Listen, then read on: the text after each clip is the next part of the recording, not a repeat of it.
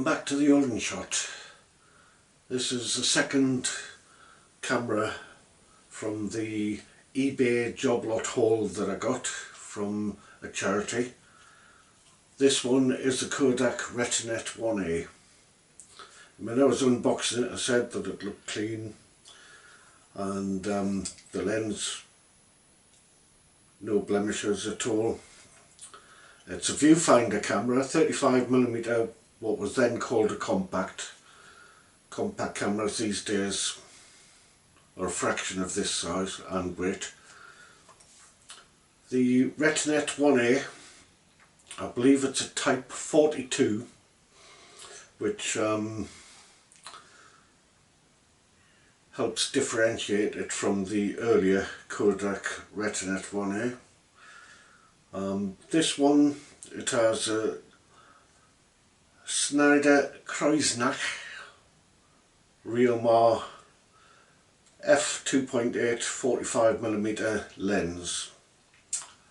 Excuse any errors with pronunciation. The Reomar lens, I believe, is a triplet, 3 elements, and on my other Kodak Retinette, which is a 1B, it has a Reomar lens, but that one is manufactured by Stock. So it must be the same design, just different manufacturer.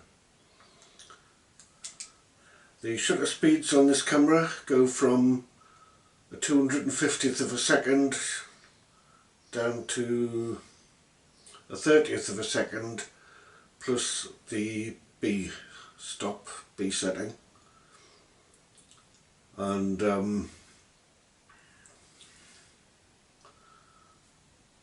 self timer on it doesn't work.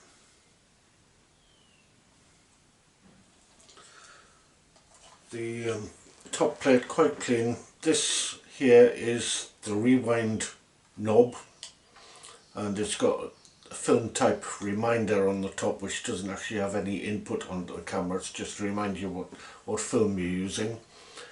You've got your shutter release there, and there's a frame counter there, which when you put your film in, you start it manually, but then it counts up automatically every time you wind it on. On the bottom you've got the typical Retinette wind on lever, which is on the bottom.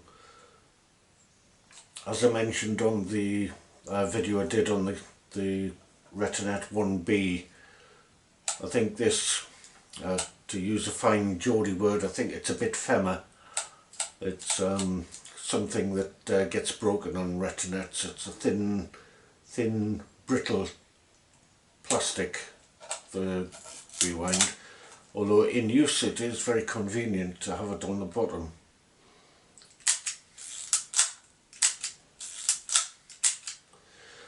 So you can roll off shots quite quickly with that, if that's your want. It's a viewfinder camera, so there's no rangefinder. On the front of the lens we've got a distance scale, and we've got a depth of field scale, and it also, as I wind it on, it's smooth and then you feel a click, and there's a little dot there, and that I think is for half body length portraits, and you wind it on a bit further and there's another click, and I think that's for groups of people, so it focuses at a distance where you can get a group of people in a shot. And then the last click takes you to a hyperfocal distance for f4, so everything from 15 foot to infinity would be in focus at f4, so it's useful for landscapes. And Of course we don't just shoot on f4, but f4 is not that wide and it's not a natural f-stop for you to take landscapes, but it gives you quite a safety margin. So if you're shooting on a smaller aperture than f4, you know you're definitely going to have a decent depth of field according to the scale. But the camera is well built, it's all metal. One thing that I was a little bit concerned about is the button to open the back of the camera. It's on the bottom. I think it would be quite easy to pop the back open without realising it. But I think it's got the protection of the tripod mount. Sits a bit proud of it, so it probably protects it from accidental pressing. Inside the camera, normal, put your film cassette in there, pull the leader across, goes into a slot there. You make sure that the edge holes on the film are engaged with the sprocket on this, what I call the drive reel, and close it up and set your film counter to,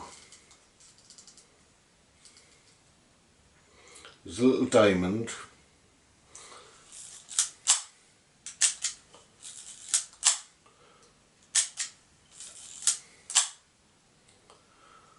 Right, if you set it to the diamond, then allows you 3 wind downs before you actually get to frame number 36. The counter counts down.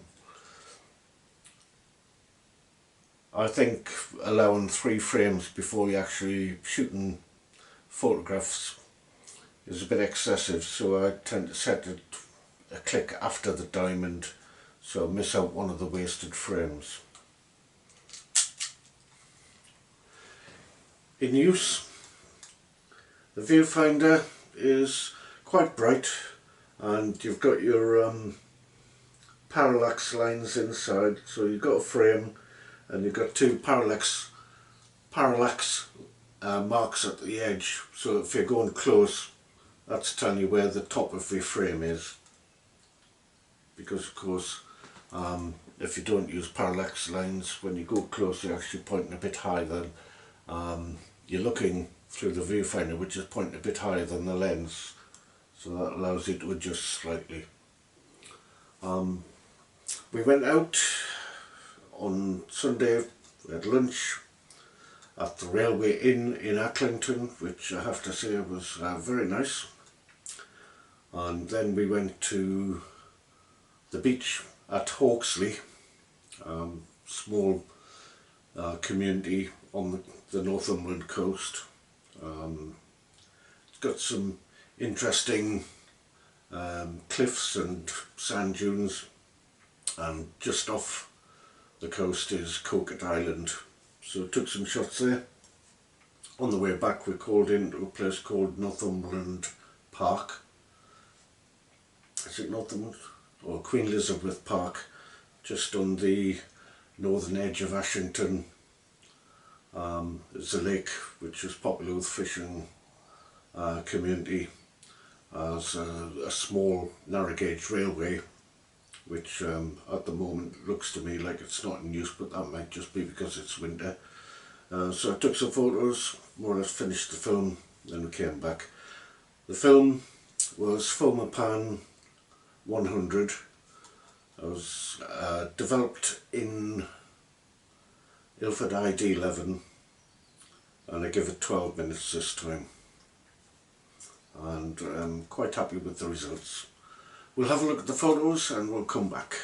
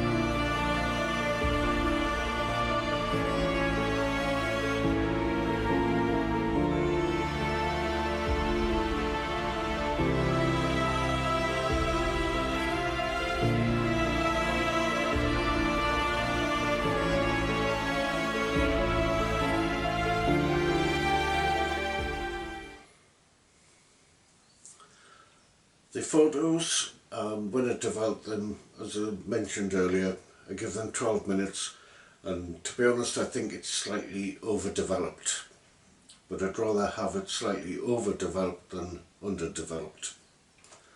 The negative's quite dense, and although I've got my scanner set to just do a flat scan with no adjustments, I think it still does a little bit of auto adjustment, and the photos looked properly exposed on the screen.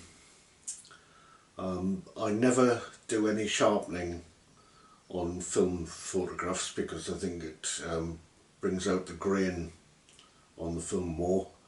The adjustments I use in Lightroom tend to be slight adjustments to exposure, slight adjustments to highlights and shadow, and I use what do they call it?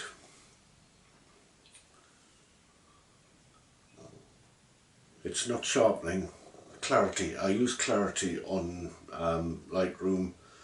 I think it possibly does some adjustments to the micro contrast. I'm using words that sound good, but I'm not exactly sure what they mean. But when I use the clarity control on Lightroom, I don't get sharpening halos on high contrast edges like you do with sharpening.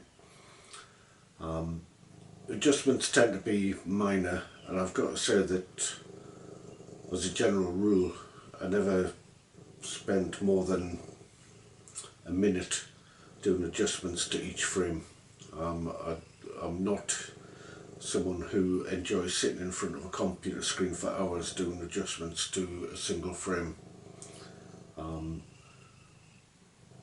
and generally film photography doesn't really need that. You don't need to adjust for on colour film, you don't need to adjust the colours at all, because then again you would be taken away from the characteristics of the film.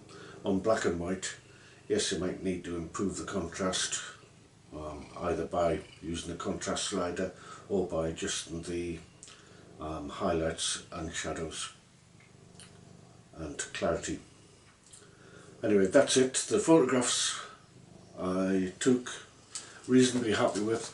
Kodak cameras, I've got to say, from this era are good quality. I would trust Kodak cameras when I'm buying them blind from places like eBay more than I would trust other brands. The German made Kodak compacts from the late 50s, early 60s really are very good cameras, and the lenses are good quality as well. I really like the Reomar lens by Stock, and I like this one by Schneider. So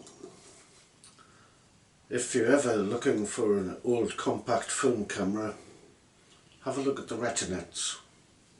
They tend to be inexpensive, and the quality that you get from them belies that fact. I've got a cat that really wants to be in on the shot. This is Socks, as we all know. Whenever I start talking to a camera, the cats think I'm talking to them, so they come to see what I'm talking about. So anyway, the Retinette is a good camera. They're good cameras. The Retinette 1A, the Retinette 1B, I've got each, and they're both good. The channel's coming up to a year old, and my next video will be a review of the year I've had on YouTube as a photo vlogger. We'll see that soon. Thanks for watching, and bye for now.